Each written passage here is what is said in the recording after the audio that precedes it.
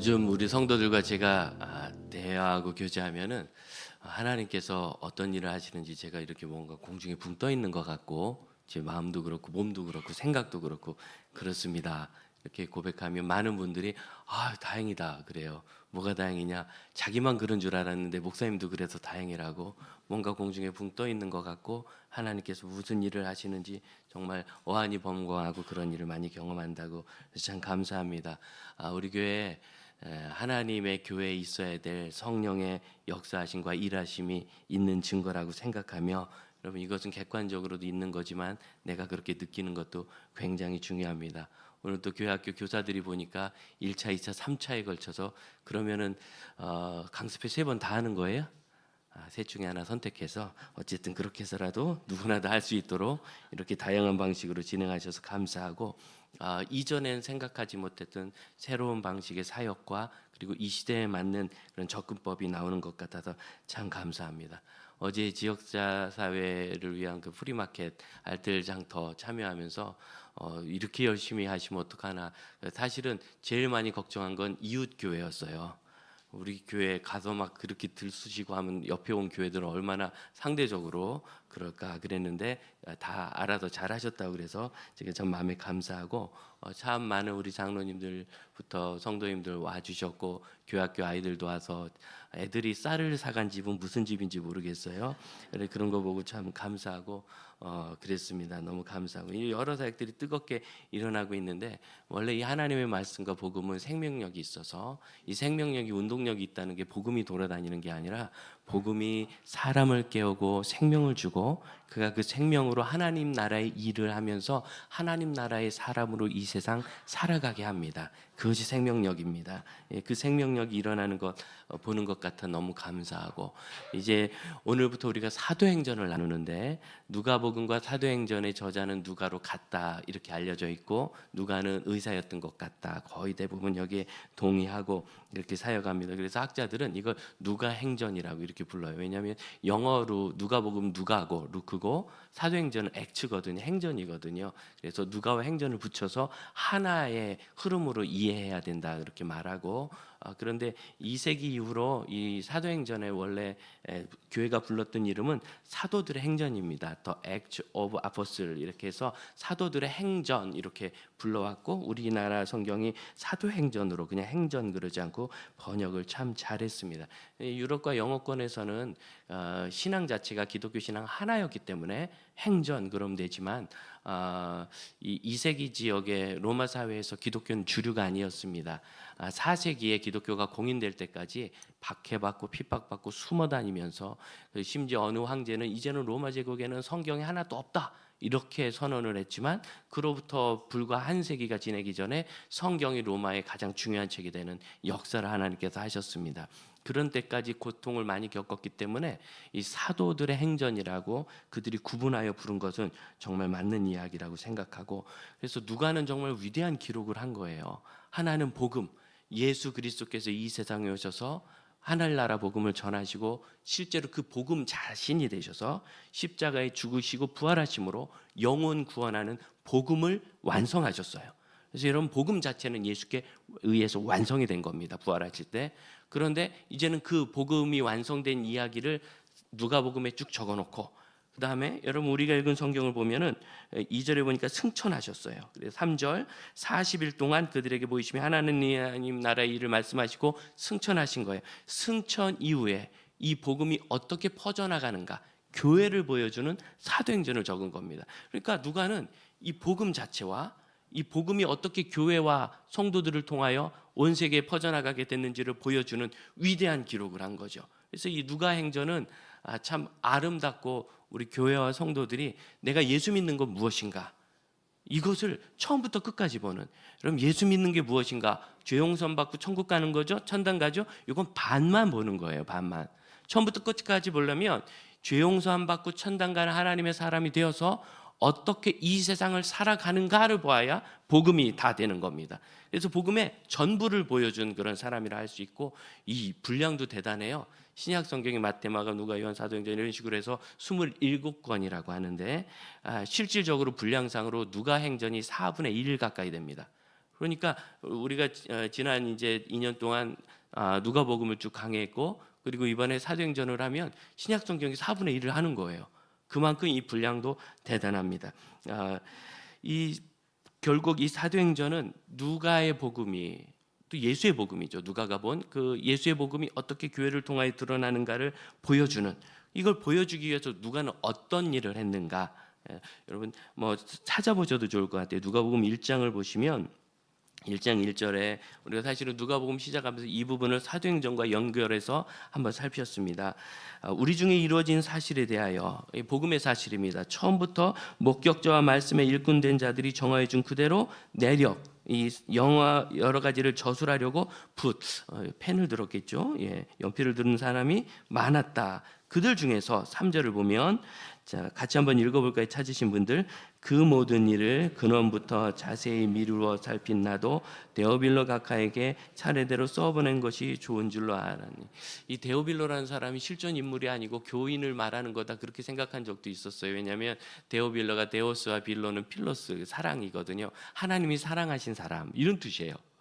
이런 좋은 이름을 갖고 있으니까 성도 아니겠느냐. 그런데 이 데오스가 이 신약 시대에는 하나님만 아니라, 우리가 신 그러면 여호와도 신이고 온갖 그 우상도 신이듯이 일반적인 신에 관한 명칭일 수도 있어서 명확하게 그렇게 얘기하기는 어렵습니다. 중요한 건 각하라는 표현이죠. 이것은 관리, 높은 관직이 있거나 귀족들에 대해서 붙였던 그런 이름이기 때문에, 그런 호칭이니까 일반 성도들에 대해서 붙였을 호칭은 아니에요.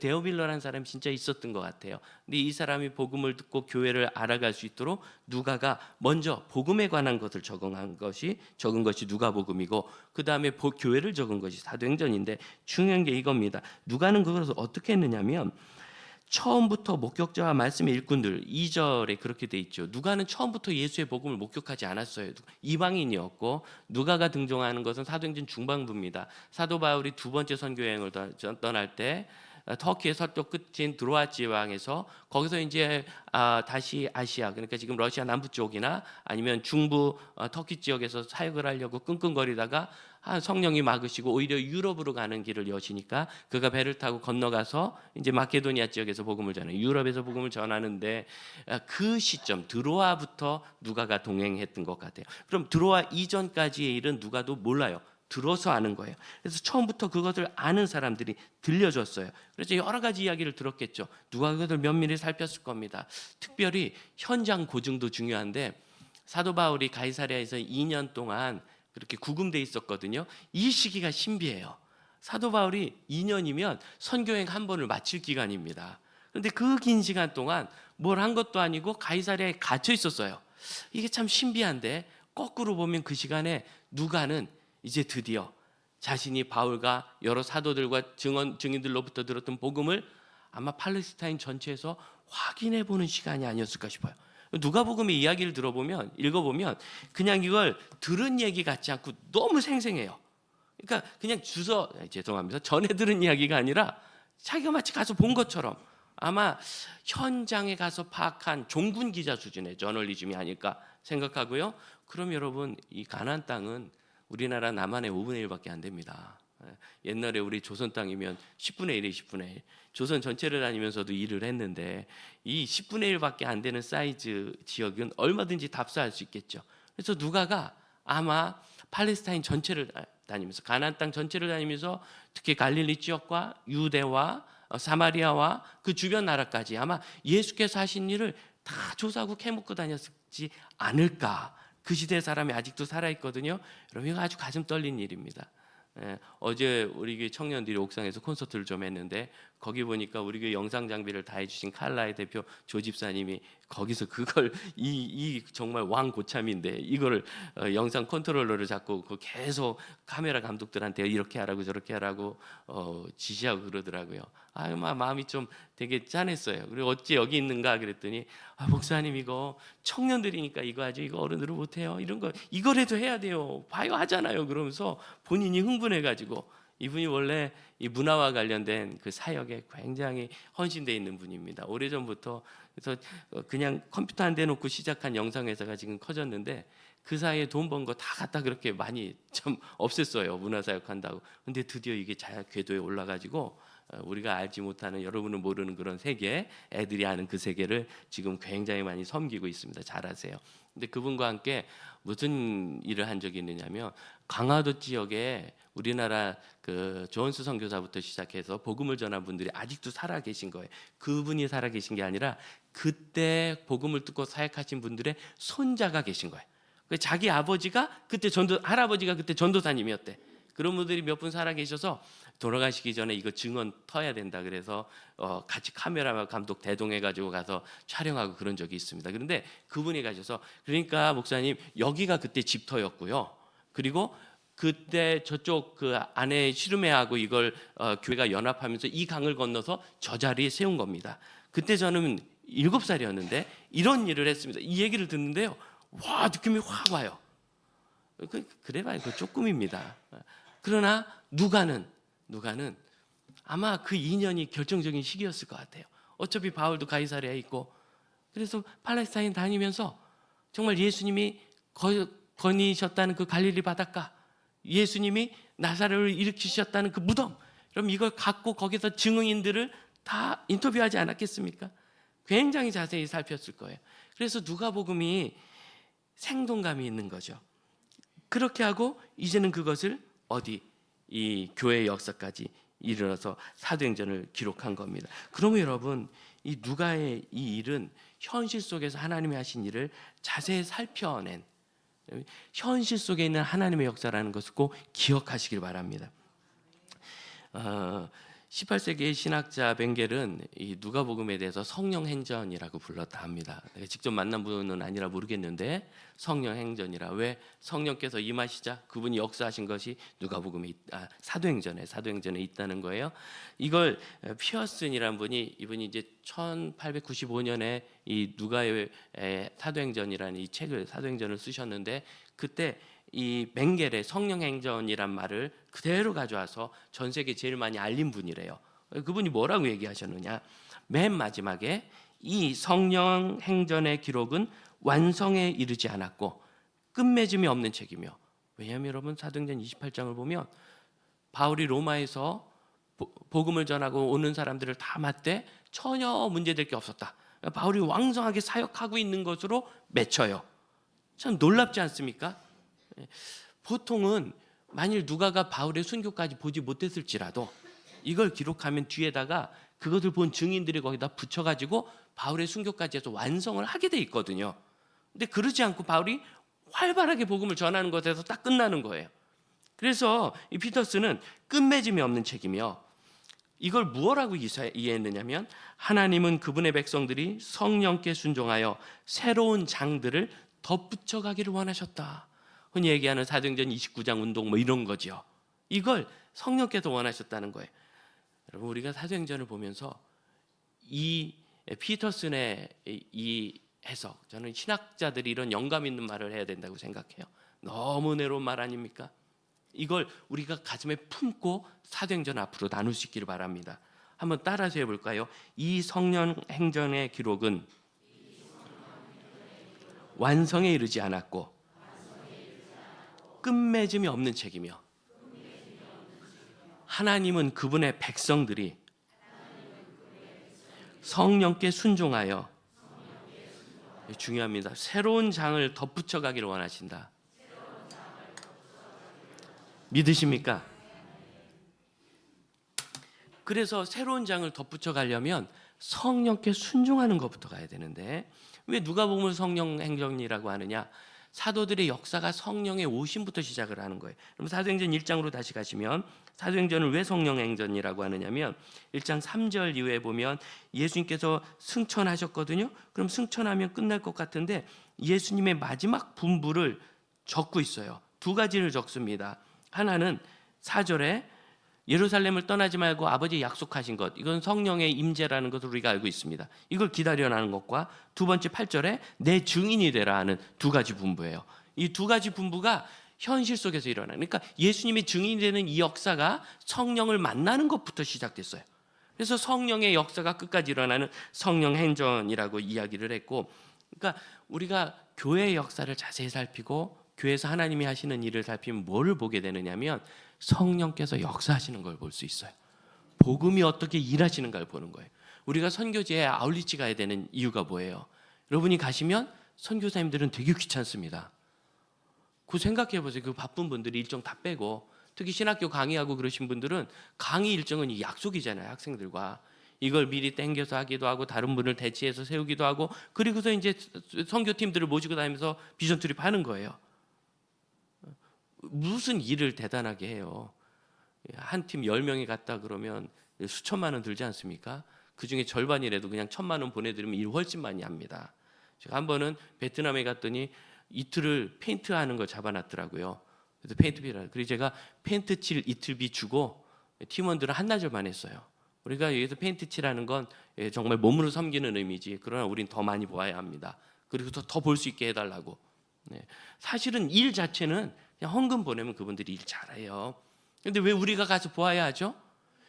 거기서 하나님이 하신 일을 자세히 미루어 살필 때, 하나님이 지금도 이렇게 복음을 전하시는구나, 지금도 영혼을 고치시는구나, 지금도 병자를 고치시고 기적이 일어나며 하나님 살아계시구나, 하나님 온 세상을 구원하기 원하시는구나, 우리가 가서 자세히 미루어 살피는 거예요. 그러니까 성령의 사람이 되려면 제일 필요한 건 여러분 덮어놓고 기도하는 게 아니라 미루어 살필 수 있는 마음이 있어야 합니다. 왜냐하면 성령이 어디서 역사하시는지 발견도 못하고 기도하면 그게 내 고집과 내 아집과 내가 그냥 이렇게 힘쓰는 것이 되고 나 중심의 신앙이 되는 건데, 근데 깨쳐나가 보면 이해할 수 없는 것. 지난번에 가서 설교했던 워싱턴 펠로우십 교회 김대영 목사님을 제가 좋아하는 이유는 몇 가지 있는데, 그 중에 하나는 이분이 저보다 좀 못생겨서 그런 것도 있고 진짜 중요한 건 이거예요. 여기서 가까운 곳에서 목회하실 때 수시로 선교지를 가세요. 근데 붙잡고 물었어요. 담임 목사가 이렇게 가면 됩니까?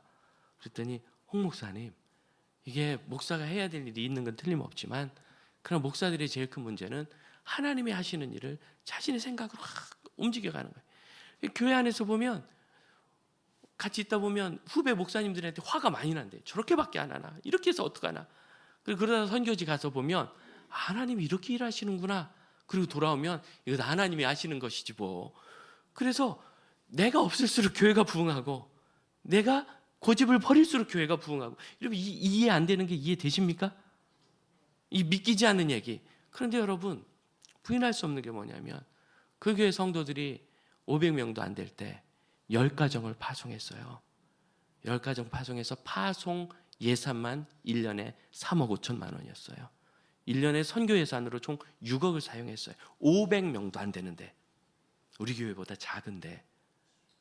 교회가 어렵잖아. 아니요, 할 일 다 해요. 할 일 다 해요.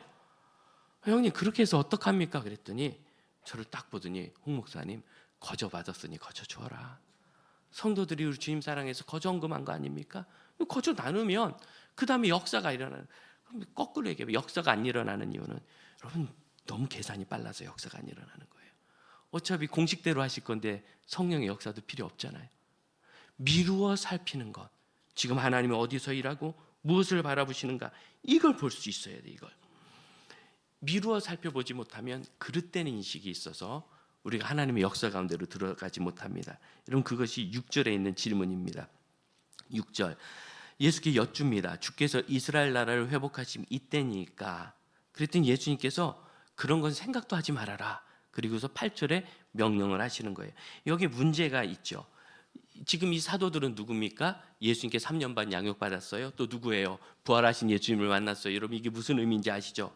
도망가던 베드로가 사명을 가지고 순교하는 제자가 된 거, 예수를 받게 하던 바울이 사명을 가지고 목숨을 걸고 순교하는 제자가 된 거, 이게 부활하신 예수님을 만난 사건이라고 하잖아요. 이분들은 부활하신 예수님을 만났을 뿐만 아니라 3절에 있는 것처럼 40일이나 예수님이 부활하신 몸으로 증거한 걸 본 거예요. 이게 진짜 공중에 떠다니는 일이죠. 지금 이 세상 삶이 무슨 의미 있겠어요? 부활하신 예수님 내 눈앞에 계셔서 우리에게 부활이 있다는 첫 열매가 되셔서 증거하시는 건데, 이 기가 막힌 일을 경험한 분들이 하는 얘기예요. 이 얘기가, 그러니까 이 이야기가 왜 중요하고 우리가 경고하심을 받아야 되느냐면, 심지어 부활하신 예수님을 만났을지라도 우리는 이런 잘못을 하게 돼요. 여러분 믿음이 없어서가 아니라 능력이 없어서가 아니라 이 세상은 우리가 이런 잘못을 하도록 만들어요. 이게 세상의 역사고 세상의 관심이에요. 첫 번째 잘못은 주께서 이스라엘 나라를 회복하심을 물어봐요. 지금 예수님이 이스라엘을 위해서 십자가에 죽고 부활하신 게 아니시요. 예수님은 온 세상을 보세요. 그런데 제자들은 이스라엘 나라를, 여러분 지금 우리가 성경 읽으니까 이게 참 형편없는 놈들 이런 생각이 들지만 가만히 생각해 봐요. 12사도입니다. 여러분 사도보다 위대하세요? 성경 기록자입니다. 거기 마태가 있고 거기 마가도 아마 있었을 거예요. 예루살렘에 살면서 예수의 제자였으니까. 요한이 있고 베드로가 있는데 여러분 마태보다 베드로보다 요한보다 더 믿음이 좋으세요? 부활하신 예수님 40일 만났어요. 우리 눈으로 한 번만 봤으면 소원이 없겠다 그러잖아요. 우리 청소년 애들이 6학년짜리, 중학교 1학년짜리, 2학년짜리 요때 믿음을 떠난대요. 믿음의 가정의 애들이. 그러니까 여러분 우리가 아이들 키울 때 인생의 목표를 어떻게 돼야 되느냐? 초등학교 5학년 때까지는요 목표가 이래야 돼요. 6학년부터 중2 사이에 교회 안 떠나게 만드는 게 내 목표여야 돼요. 이 아이가 신앙 잃어버리지 않고 자라면 틀림없이 하나님의 위대한 일을 하거든요. 근데 거기서 신앙 잃어버리고 방황하면서 흔들리는 거예요. 그러니까 그때를 초점으로 앞으로 초등학교 3학년 유치부 7살 키우시는 여러분 부모님, 얘가 앞으로도 교회 계속 잘 다녀줄 것 같아요? 착각하지 마세요. 착각하지 마세요. 목표는 그거여야 돼요. 근데 그 아이들이 하나님 없는 것 같아요. 나 안 다닐래요. 그럴 때 우리 마음에 소망이 있잖아요. 부활하신 예수님 한 번만 만나주면 좋겠다. 꿈에라도 나타나시면 애가 바뀔 것 같은데, 그런 예수님을 40일이나 만났습니다. 근데 무슨 소리예요? 예루살렘이래요. 이스라엘이래요. 자기 유대인이래요. 예수님은 온 세상 만물을 위하여 모든 사람을 구원하기 위해 십자가에 죽고 부활하셨는데 그 베드로라는 사람이 부활하신 예수님을 만나고도 유대인, 이스라엘, 우리나라. 그럼 이게 우리 한계라는 걸 잊으면 안 됩니다. 여기는 이 목사, 이 죄인 중에 괴수인 이 목사부터 내 머릿속에는 지가 하는 거, 지가 생각하는 거, 지가 그동안 세상으로 배운 거, 세속적 경영 원리 이런 게 가득하다는 걸 경고를 가져야 돼요. 내가 만일 바울보다 위대한 사도가 아니라면 나도 이 덫에서 자유롭지 않아요. 전 너무 두려워요. 이런 제자들도 이스라엘 나라 그랬으니 저 같은 목사가 덜덜덜 우리 교회, 우리 성도 이러지 않고 어떻게 살겠어요? 거기에 대해서 예수님은 8절에서 대답하시죠. 예루살렘과 온 유대와 사마리아와 땅끝까지. 여러분 이 사상은 여기 처음 나오는 게 아닙니다. 구약 성경에도 이미 온 세상에 대한 하나님의 관심이 수도 없이 많습니다. 없어서 몰라서가 아니에요. 받아들이지 않고 마음을 열지 않기 때문입니다. 사랑하는 형제자매 여러분, 우리가 할 일은 뭡니까? 하나님이 하시는 일을 위하여 마음을 여셔야 합니다. 하나님이 하시는 일을, 내 판단과 다르고 내 생각과 다르고 내 계획과 다르고 내가 아는 것과 다를 때 저거 왜 저래? 그러면 안 되고 저건 뭘까? 자세히 미루어 살펴야 돼요. 오늘 교회는 가장 큰 병은 다른 게 아니라 자세히 미루어 살피기 전에 교회 목사라는 사람들, 전도사라는 사람들, 장로라는 사람들, 교회 리더라는 사람들이 자기들의 경험에 따라서 교회를 제안하는 것이 교회 병입니다. 하나님은 더 역사하실 건데 하나님이 제 수준이면 되겠어요? 전 그렇게 훌륭하지도 못하지만 제가 고옥하는 목사님이나 제가 고하영조 목사님이나 조영교 목사님 수준이라고 할지언정 하나님이 제 아래로 들어오면 되겠어요? 저보다 뛰어나셔야죠. 여러분 왜 겸손하지 않으세요? 왜 하나님이 하시는 일을 살피지 않고 자꾸 눈 감으려고 하고 모른 척하려고 하고 내 생각으로 하려고 하세요? 이게 교회의 문제예요. 두 번째로 회복하심이, 회복, 말 그대로 회복입니다. 우리가 하는 회복이라는 단어는 주로 지쳤다, 힘 좀 나면 좋겠다 이거죠. 근데 이 단어는 그냥 옛날 모습 그대로 가져오는 걸 말해요. 쉽게 얘기해서 다윗 왕국을 지금 세워주실 겁니까? 그 이야기입니다. 다윗 왕국. 참 기가 막히죠. 지금 예수님은 예수의 복음 왕국을 세우십니다. 하나님의 나라, 그렇죠? 근데 지금 다윗 왕국을 다시 세우실 겁니까? 이렇게 물어보는 거예요. 이렇게 되면 안 돼요. 우리는 복음의 증인이 되어야 합니다. 예수님의 대답은 무엇입니까? 내 증인이 되리라. 온 땅까지 가서 할 일은 우리가 복음의 증인이 되는 겁니다. 우리 교회가 꿈꾸고 기도하고 사모하는 모든 것들이 복음의 일이 되길 축복합니다. 그래서 여기서 복음의 위대한 능력을 믿고 경험한 사람들이 이 땅에 나가서 여러분의 직장과 가정과 학교에서 복음으로 사시기를 원하며, 우리의 인생이 살아있다며 복음으로 해서 사시기를 축복합니다. 저는요, 이전의 것을 회복할 생각이 눈끝만큼도 없어요.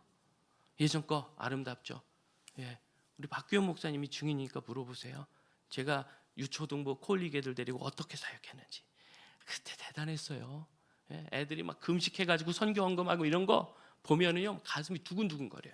달란트 시장 우리 어떻게 했느냐. 엊그제 후배가 와서 형님 달란트 시장을 어떻게 하면 좋을지 얘기해 주세요. 뭔 고민인지 알거든요. 그거 하고 나면 아이들 마음에 공허함이 가득해요. 정성껏 달란트 모아봐야 살 수 있는 건 크레파스 화첩 장난감 몇 개밖에 없거든. 사실은 정성껏 달란트를 모였으면 그냥 테슬라 자가용 한 대 정도는 사야 애들이 마음도 만족하는데, 사람의 욕심은 그렇게 안 차거든요. 예? 뭐 에어팟 정도는 사야 좋은데 교회가 그럴 수 있나요? 그러니까 소용없어요. 제가 경험했던 제일 뜨거운 달란트 시장은 언제였느냐? 그때 우리 중국 선교사님이 정말 젊은 분이 애를 넷이나, 셋은 낳고 네 번째는 뱃속에 넣어갖고 몰래 갔어요. 애 넷이라고 파송 안 해줄까 봐. 중국 가서 아기를 낳고, 그리고 들어오셔서 교제하고 대화하고, 근데 이제 네 번째는 이제 낳으려고 할 때가 됐어요. 아이들에게 초등학교 3, 4학년 앞에 그 중국 선교 얘기해주고 간증해주고 가셨어요. 출산했다는 소식을 들을 때 우리가 겨울 선교학교 했어요. 이번에 달란트 준다. 새벽 예배까지 다 나오면 달란트 보너스로 얼마를 더 준다. 이런 게 좋지 않습니까? 그래가지고 그럼 뭐 할 거냐? 이 달란트 모으면 달란트 시장 안 한다. 달란트 헌금할 거다. 너희들 돈도 없지 않냐? 그러니까 하나님을 위해서 열심히 달란트 모아서 그거 헌금하면 그 달란트대로, 선교사님이 원한 건 중국어 성경이에요. 중국어 성경은 한 권에 2,000달란트. 그 다음에 선교사님께 필요한 거 있지. 분유하고 기저귀. 분유하고 기저귀 한 세트, 한 세트에 200달란트. 이래가지고 계산대로 모아서 우리가 구매해서 보낼 거다. 시작해서 새벽 예배로 50명이 나왔어요. 3, 4학년 애들이. 왜? 우리 선교사님 기저귀 보내겠다고. 저 이렇게 주일학교 사역했어요. 그래도요, 그때로 돌아가고 싶은 생각 눈꼽만큼도 없어요. 왜? 그건 그 시대의 역사입니다. 전 지금에 있는 아이들하고 더 놀라운 하나님 나라의 일을 만들 것입니다. 성령께서 그 일을 하실 거니까요. 예년 걸 리스토어할 생각하지 마세요. 그걸 다시 갖다 놓는 것이 아니라 하나님 앞으로 어떻게 하시는 거예요. 이번에 우리 굿니치 사역하죠. 우리 성도들 참 귀하고 대단하세요. 여러분 정말 칭찬받아 마땅한데 뭐냐면 이게 무언지 지금 애매하죠. 권사님 아시겠어요? 뭐 한다고는 하는데 올 아웃이라는데 전부 다 아웃돼서 죽는 건가? 이게 지금 뭔 소린가? 뭐 한다는데 뭐 누구나 하는 것 같은데 저 사람은 누군지도 모르겠고 처음 보는 사람이고 이 일도 낯설고 되게 어렵죠. 그래서 하나님의 역사인 거예요. 우리 교회가 코로나 기간 동안 안 한 얘기가 있습니다. 1년에 제가 3번씩 하던 얘기인데 제가 정확하게 3번 이상을 합니다. 왜냐하면 의도적으로 하니까. 교회는 어떤 것이냐면 교회는 내가 모르는 일이 일어나는 것이 교회입니다. 대부분요, 나도 모르는 일인데요 막 이래요. 당신이 모르지, 왜 교회 안 나왔으니까. 그럼 교회에서 일어나는 일을 다 이해하는 방법을 제가 가르쳐 드릴게요. 일주일에 80시간 이상, 일주일에 6일 이상 출근하시면 알 수 있어요. 그래서 목사 집에 가도 옆에 지키고 나서 뭔 일이 있나 계속 살펴보고 계속 만나고 얘기하면 일주일에 80시간 이상, 일주일에 6일 이상 출근을 매번 하세요. 그래도 교회를 못 만나면 그거는 되게 이상한 거죠. 와서 잔 거지. 근데 지금처럼 주일날 한번 딸고 오면서 예배 왔다 가기 바쁘면서 예배 끝나면 왜 이렇게 빨리 가요, 여러분? 좀 앉아가지고 대화도 하고 교회에서 무슨 일이 있나 살펴봐야 될 거 아니에요. 그런 거 안 하고 가요. 그럼 내가 어떻게 알아? 그걸 알면 그 교회는 죽은 교회인 거예요. 성령이 역사하시는 교회는요, 담임 목사도 모르는 일이 일어나요. 여러분 요새 일어나는 일은 저도 몰라요. 저한테 물어보시면 제가 그걸 대답해 주는 사람을 소개는 해드릴 수 있어요. 왜냐하면 저도 몰라요. 담임 목사님도 모르게 나쁜 짓 할 사람 여기 없어요. 신천지가 왔을까 봐 걱정하는데 신천지가 와서 회개하기를 기대하는 게 제 기도입니다. 근데 신천지가 와서 누구 꼬셔나가면 어때요? 우리 교회 그렇게 허약한 사람 없어요. 옆 사람 보세요. 신천지한테 안 넘어갑니다. 좀 믿으세요. 왜 이렇게 걱정이 많아? 자, 우리 교회의 철학은 뭐냐면 내가 아는 것만 일어나는 교회면 우리 교회는 끝난 거예요. 요즘 제가 왜 충만하냐? 하나님 저를 부르시는 그 다음 부르심을 제가 깨달았어요. 긴장되죠. 야, 또 큰일 났다. 일 저지르겠다. 이러 쉽지 않습니까? 걱정하지 마십시오. 하나님께서 이 다음에 하실 거. 왜냐하면 우리 교회가 이만큼 돼가지고 너무 행복하고 성도들도 잘 성장하고 다음 세대 잘 모이는데 이게 다인가? 이게 다면 저는 여기 있을 필요가 없다고 믿어요. 저는 빨리 천국 가고 싶습니다. 제 아내가 꼭 그럼 자기를 데려가라고 얘기하는데 그럼 따라오면 되지. 왜? 여기서 할 일 다 했으면 왜 여기 있어요? 여러분 천국 여기보다 되게 좋습니다. 물론 우리가 안 가보긴 했는데 대충 좋다는 걸 웬만하면 다 알고 있습니다. 여러분 여기서 오래 버티지 말고 빨리빨리 가요. 그래서 버틸 필요가 없어요. 이렇게 좋은 데를 왜 안 가요? 그렇게 좋은데 여기 있어야 될 이유가 뭐예요? 아직 여기 사명이 있어요. 근데 이 사명을 한 2년째 모르겠는 거예요. 처음에는 코로나 기간 동안 버티느라고 이 코로나 기간 동안 교회와 예배를 지켜야 된다. 이 어디서 예배를 포기하냐? 그래서 이제 한 1년 지내니까 지키는 게 어렵지 않아요. 그러면서 2년 동안은 이제 나는 여기 왜 있나? 난 여기 존재하는 이유가 뭔가? 하나님 부르시는 건 뭔가? 사실은 한때는 교회를 어디다 짓는 건 줄 알았어요. 그래서 교회를 지어야 되나 하고 열심히 찾았는데 아닌 것 같아. 그래서 그냥 관뒀어요. 되게 좋은 거죠. 여러분 지으면 목사가 머리가 빠진다는 전설이 있습니다. 되게 고성스러워요. 그런 거 말고 그럼 하나님 나를 여기다 왜 아직도 두시는가? 그 좋은 천국에 왜 나를 안 데려가시는가? 그랬더니 또 다음에 할 일이 있는데 이게 좀 저 개인적으로는 약간 도전이에요. 어렵고 하지만 하나님이 도전을 주셨다는 것에 제가 굉장히 마음이 떨리고 기대가 됩니다. 여러분 교회 안에서 낯선 일을 보실 때 있죠. 낯선 일을 보실 때 하나님이 이스라엘 나라가 아니라 하나님의 나라를 세우시는구나 이렇게 생각하세요. 내 머릿속에 있는 건 다 이스라엘 나라예요. 내 경험은 다 이스라엘 나라예요. 이거 내가 모르는 거 그런 세계가 있나? 그런 것도 있나? 그러면 어떻게 하느냐 하면 묻고 도와주는 거예요. 일단 봤는데 저거 내 스타일이 아니다 그럼 피하세요. 괜찮아요. 여러분 스타일이 아닌 건 부르심이 아닐 확률이 아주 높아요. 그런데 뭔가 관심이 가 그럼 물어보세요. 그건 뭐예요? 내가 도울 일이 있어요? 전 요즘 무엇을 돕느냐 하면 내일부터 있을 릴레이 기도회를 돕고 있습니다. 릴레이 기도회를 하겠대요. 파송운동본부에서 좋죠. 그랬더니 어떻게 하는지는 전혀 감이 없어.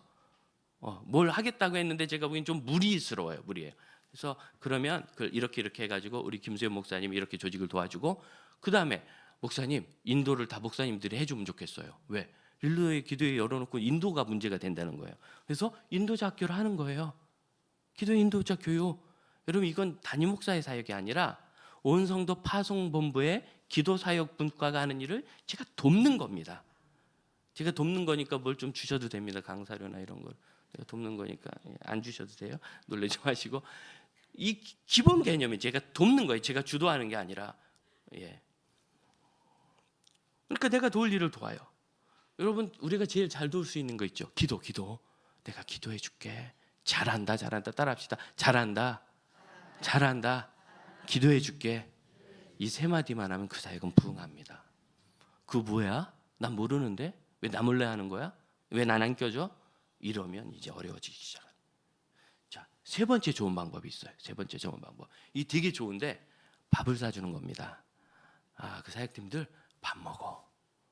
그럼 이분들이 교회 집사님 누가 우리 밥 먹으라고 하셨어요. 울어요. 왜? 할 때 외롭거든요. 그럼 이 사역은 늘 외로워요. 낯선 거라 외로운 거예요. 여러분 주부가 밥할 때 외롭습니까? 늘 하는 밥이 외로우면 너무 멜랑콜리한 겁니다. 요새 그냥 밥하면 되는 거예요. 근데 처음 하는 일을 하는데 어떻게 하는지도 모르겠는데 답답한데 막 사람들이 물어봐. 그럼 미치겠죠. 외로워요. 그럴 때 밥이 좀 세다 그러면 장지교회 카페 쿠폰을 우리 권사님께 물어봐도 좀 할인 받아서 좀 무조건 맞춰주세요. 내가 10,000원밖에 없는데 30명 커피 사고 싶다 이런 거 맞춰주세요. 거저 받았으니 거저 줍시다. 아멘? 그분이 하고 싶대잖아요. 10,000원에 30명 커피 먹는 역사가 일어나면 이거야말로 오병이어 같은 역사 아니겠습니까? 우리는 하나님의 역사를 지금도 경험할 수 있는데 늘 현재만 생각하고 있기 때문에 문제가 돼요. 과거의 경험을 생각하기 때문에 문제가 돼요. 세 번째입니다. 이때입니까? 그 당신들이 생각하는 때지 왜 이렇게 급해요? 여러분 하나님의 때는요 그렇게 빨리 오지 않아요. 그러나 반드시 옵니다. 예수님의 대답은 뭡니까? 그때는 너희의 알 바가 아니다. 오히려 너에게 필요한 때가 있다. 어떤 때냐? 성령이 너에게 임하시면 너희가 성령의 권능을 받고, 어떤 때? 성령이 임하시는 때. 성령이 임하시면 권능을 받아요. 그래서 하나님의 때가 시작이 되는 거예요. 그러므로 여러분, 이번 릴레이 기도회가 성령의 임하심을 사모하시는 기도회가 되시길 축복합니다. 담당하신 분들은 그날 잘 맞춰 오시면 더 좋고, 왜냐하면 비면 안 되니까. 그러나 꼭 그날 못 오셔도 돼요. 기도는 늘 하는 거니까. 그런데 있죠, 요새 우리 간절한 기도 있잖아요. 우리 자녀를 위하여, 내 배우자를 위하여, 부모님을 위하여. 어제 시골에서 연락을 받았어요. 저희 어머님이 요양원에 계시지 않습니까? 입 벌리는 걸 까먹으셨대요. 입 벌리세요. 안 벌리는 걸 강경 싫어하는 거예요. 우리 부모를 위해서 기도해야 될 일 아닙니까? 입을 벌리시든지 빨리 천국 가시든지 둘 중에 하나를 해야지. 천국도 안 가고 여기서 버티시면서 입을 안 벌리시면 어떡합니까? 우리 기도할 일이 너무 많잖아요. 여러분, 기도 제목 보따리 쌓아서 기도하시고, 그리고 큰 기도를 하세요. 성령님, 저를 임재하옵소서, 저를 충만하게 하옵소서, 국민을 이게 충만입니다. 충만. 어제 우리 옥상에서 청년들이 콘서트를 했어요. 이런 콘서트는 이제 영상으로 잘 편집해서 올리고 그런 일인데, 준비하는 친구들이 열심히 준비했더라고요. 그리고 우리 교회 성도들도 많이 돕고 많이 왔어요. 옥상이 이러다 잘못하면 무너진다 싶게 많이 올라갔어요. 가득 있어서 그렇게 하고, 막 카메라가 8대인가 6대인가 동원돼서 다 찍고, 외부 팀들이 와서 그렇게 그냥 무상으로 해주고, 이게 대단한 겁니다. 그 팀 부르면 몇백만 원 이상 듭니다. 한 분 오시는 교통비만 40만 원이에요. 그런데 그게 6대 7대 왔으니까 보통 일이 아니죠. 그 일을 다 하나님이 해서 가시는데, 우리 이제 팀장인 나수민 간사가, 목사님 지난 화요일 날 저기요 일기예배에 그날 비가 온대요. 제가 딱 보니까 딱 그 시간 4시부터 6시 사이 비가 온대요. 어쩌면 거기다 딱 쳐놨을까. 여러분, 2시도 있고 7시도 있는데 4시부터 6시, 그리고 나머지는 비가 안 온대. 24시간 중에서. 여러분, 이건 뭐죠? 이건 틀림없이 도전하라는 하나님의 뜻이다. 내가, 목사님 비가 오면 어떻게 할까요? 그래서 뭐 카페에서 하면 어때요? 뭐 어디서? 그때 안 올 것 같으니까 그냥 믿음으로 기도하고 해. 목요일까지 지켜보자. 목요일 날 됐는데도 다른 일기예보는 바뀌는데 이거는 안 바뀌어요. 저는 이런 거 본 적 없어요. 일주일쯤 지나면 보통 조금 바뀌거든요. 전혀 안 바뀌어요. 24시간 중에 비가 안 오고 거기만 온대. 목요일 어떻게 또 왔어요? 기도해, 기도. 왜 이렇게 믿음이 없어? 네. 토요일 날 됐는데 금요일 날 밤에 우리 교회 음악하는 친구들 많잖아요. 콘서트가 다 취소됐대요. 비 온다고. 다 취소됐대. 그래서 전화 와가지고, 야 나간사 비 온대. 야 이거 못해. 빨리 대안 세워. 이거 못하는 거야. 그리고 팀원들, 거기만 20명 정도 되는 팀원들이 있거든요. 오빠 어떡할 거야? 형 어떻게 해요? 이거 비 온대요. 이거 뭐 여기 못하는 거예요. 막 난리가 난 거예요. 지 혼자. 아니야 목사님이 안 온다 그러셨어. 믿어보자. 막 이렇게. 그러면 안 돼요. 성령을 믿어야지. 저는 믿을 게 못 되는 인간일 뿐입니다. 그리고 나서 어제 오전부터 비가 안 왔잖아요. 자식들 거봐라 그랬는데 3시쯤 되는데 날이 어두워지고 바람이 불기 시작하는 기억나세요? 3시쯤에 저도 그 장터하는데 가보는데 막 갑자기 날이 어두워지고 비가 올 것 같아. 야 이거 비올 바람 분다. 비올 바람 아시죠? 딱 비올 바람이 부는 거예요. 이거 어떡하나. 저도 당장 모르겠다. 뭐 내일도 아니고. 여러분 어제 4시에서 6시 사이 이 동네 비가 왔어요? 안 왔어요? 8시에 왔어요? 왔어요? 9시에. 오늘 새벽에도 왔는데, 여러분 그 시간대 어떤 일이 있었느냐. 성북 쪽에는 우박이 내렸답니다. 경기 북쪽 폭우가 내리고, 경기 북부에는 우박이 내리고, 뭐 경기도 어디 서울 비가 많이 왔어요. 어디만 안 왔어요? 우리 교회 옥상만 안 온 거예요? 왜 이런 일이 있느냐. 제가 아침에 해석을 해드렸어요. 너희들이 믿음이 없어서 그래. 너희들이 믿음이 없었기 때문에 비가 안 와야 됐던 거야. 그래 믿음을 배우지. 믿음이 좋은 사람은 비 와도 아무 문제 없어요. 믿음이 좋은 사람은 비 와도 그 속에 있는 하나님의 뜻을 찾아내요. 믿음이 없는 사람은 커봐라 이거 목사님 말 들었다 우리 다 망했다 이러면 이제 우리 교회 청년부가 망하기 때문에 하나님 믿음 없는 청년들 때문에 할 수 없이 비 안 오게 하신 거예요. 사실은 그때 비 올 때 우산 쓰고 우리가 일을 해낸다. 그러면 이래야 사단이 떠는 교회가 되지 않겠습니까? 비만 오면 울고 도망가. 사단에게 너무나 쉬운 거예요. 물 갖다 부으면 다 도망가겠네. 그렇죠? 그럼 우리 인생이 사단 앞에 너무 쉬운 사람 되지 맙시다. 사단이 보기에 늘 만만해. 자기가 원하는 것 좀만 안 해주면 금방 불평하고 도망가니까. 그런데 지금 우리 교회 안에 정말 이 어려운 가운데서 예수 의지하고 믿음 지키고 버텨내는 성도들이 많이 있죠. 그게 하나님의 영광이고 그것이 세상이 두려워하며 사단이 두려워하는 믿음의 사람이 되는 겁니다. 저는 이 때와 기회는 너희의 알 바 아니요. 너무 좋아요. 너희의 알 바 아니요. 여러분 돈 떨어졌죠? 여러분 알 바 아니에요. 몸 아프죠? 여러분 알 바 아니에요. 지금 가정 안에 고민이 많죠? 여러분 알 바 아니에요. 제가 헬라어로 여기다 적어왔어요. 우쿠히먼 에스팅그노나이. 여러분의 지식이 아닙니다. 여러분이 고민이 아닙니다. 이런 뜻이에요. 우쿠히먼 에스틴 그노마이. 너무 그 나이 너무 좋지 않습니까? 우리의 알 바가 아닙니다. 저한테 와서 목사님 재정 없는데 어떻게 하려고 그래요? 뭐예요? 제 알 바 아닙니다. 선생님 사람이 안 모이는데요. 뭐예요? 제 알 바 아닙니다. 성경은 뭐라 그래요? 네가 알 바는 때를 얻든지 못 얻든지. 그렇게 살게 뭡니까? 13절입니다. 예수님 승천하신 다음에 다락으로 올라가 거기서 14절 오로지 기도에 힘쓰니라. 예수님 사명이 있잖아요. 하나님의 약속 성령을 기다리라. 기도에 힘쓰는 거예요. 우리가 할 일은 지금 기도하고 성령님을 모시는 겁니다. 기도하고 성령의 사람이 되는 겁니다. 그러면 나머지는 하나님이 해가시는 거예요. 너무나 놀라운 얘기. 11절 어찌하여 서서 하늘을 보는 거예요. 우리 다 하나님 하늘 봐요. 이거 어떡하나. 이제 예수님 가셨네. 이거 어떡하나. 이제 가시면 다시 안 오시나. 그때 천사들이 하는 얘기가 뭐예요? 올라가심을 본 그것처럼 그대로 다시 오실 것이다. 여러분 사도행전의 역사는 뭐냐면 예수님이 부활하셔서 승천하신 날부터 예수님이 재림하실 때까지예요. 우리는 예수님이 승천하셔서 재림하실 거죠. 재림하시는 그 사이를 살고 있어요. 그 사이 누가 내려오셨죠? 성령님이 내려오셨어요. 그래서 이 사도행전의 역사는 성령 시대며 예수님 승천하시고 재림하실 때까지가 성령 시대며 우리는 그동안 성령 충만하여 성령님의 인도하심을 받으면 되는 겁니다. 믿습니까? 그러므로 사랑하는 형제자매 여러분 낭망하지 마세요. 낙심하지 마세요. 우리 하나님이 하시는 그 일이 있습니다. 그 일이 있습니다. 오로지 기도에 힘쓰더라. 할렐루야. 그러므로 여러분 성령을 사모하며 기도합시다. 그 충만한 힘을 얻읍시다. 그리고 8절의 세 가지 지침 이거 조심합시다. 7절을 조심하고 내 생각 예루살렘, 내 방식 내가 원하는 거 회복, 이땐가 내 급함 내가 결정하는 거 이거 조심하고 8절의 지침 하나님의 나라와 복음의 하나님의 나라 역사와 온 우주와 그리고 하나님이 하신 이 복음의 증인이 되는 것 그리고 무엇이든지 주를 위한 것을 자세히 살핍시다. 할렐루야. 하나님 어떤 일을 하시나 성령의 사람이 될 겁니다. 찬양합시다.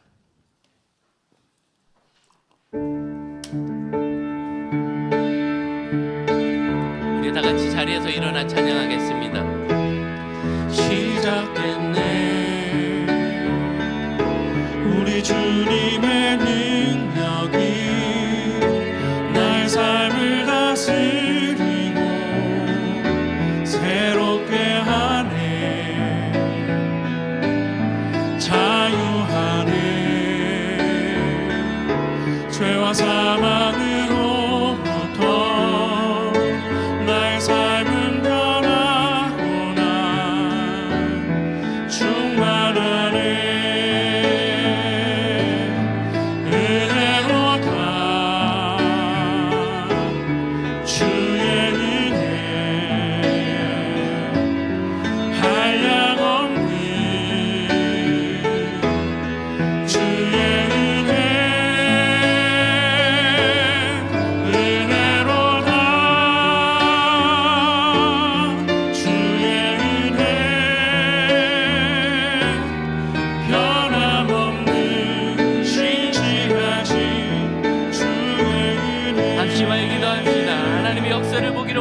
기도하겠습니다. 하나님 어떤 상황이든지 저희 자신 한계 머물지 않고 성령 충만 사모하며 기도하고 성령의 능력을 얻어서 이 세상의 연약함을 이기고 하나님의 나라를 이루어내게 하여 주옵소서. 주께서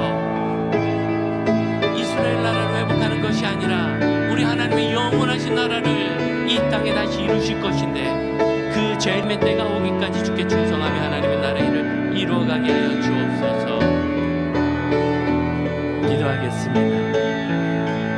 오직 주님 안에 저희가 있으며 하나님 나라의 영광을 따라 살고 주님이 역사하시는 것을 경험하여 저의 삶이 하나님의 역사로 가득 찬 생애가 되게 하여 주시고 우리 교회가 사람의 일이 아니라 하나님의 일만 바라보게 하여 주옵소서. 정말 고통스럽고 어려울 때 주님, 그 일은 우리의 알 바가 아니며 우리가 알아야 될 것은 하나님의 살아계심과 그 나라인 것을 알고 그때 저희가 하나님 나라를 향하여 앞으로 나가고 저희 삶에 진전이 있으며 하나님 역사하시는 것을 저희 삶에 채울 수 있음을 깨닫게 하여 주옵소서. 지금은 우리 주 예수 그리스도의 은혜와 하나님의 크신 사랑과 성령의 역사하심이 하나님의 나라의 비전과 소망으로 살며 믿음으로 주 성령 충만함을 얻는 형제 자매들에게 이제로부터 영원토록 함께 하실지어다. 아멘.